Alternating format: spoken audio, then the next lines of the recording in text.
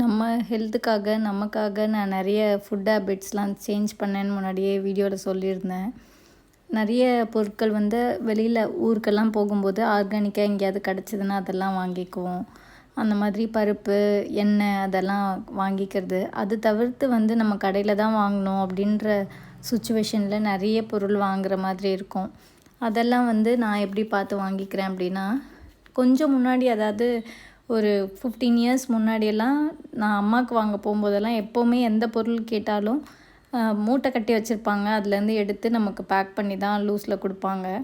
அதுக்கப்புறம் இப்போ ஒரு 10 வருஷமாக இல்லை ஒரு 5 வருஷமாக வந்து எல்லாமே பேக்டு ஃபுட். அதாவது ஒரு சர்க்கரை வாங்க போனால், ஒரு அரிசி இப்போ ஒரு அரிசியே வாங்க போகிறோன்னு வச்சுக்கோங்களேன், அதுவுமே பிரியாணி அரிசி இல்லை, இந்த மாதிரி எந்த அரிசி வாங்கினாலும் 1 கிலோ 1 கிலோன்னு பிராண்ட் போட்டு அதை ரொம்ப பாலிஷ் பண்ணி பேக்டாக தான் கொடுத்துட்ருக்காங்க.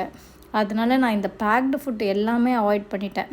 மேக்ஸிமம் வந்து இந்த மாதிரி மூட்டையில் இருக்கிறது நான் 1/2 கிலோ 1 கிலோ அந்த மாதிரி கேட்டு வாங்கிக்கிறேன்.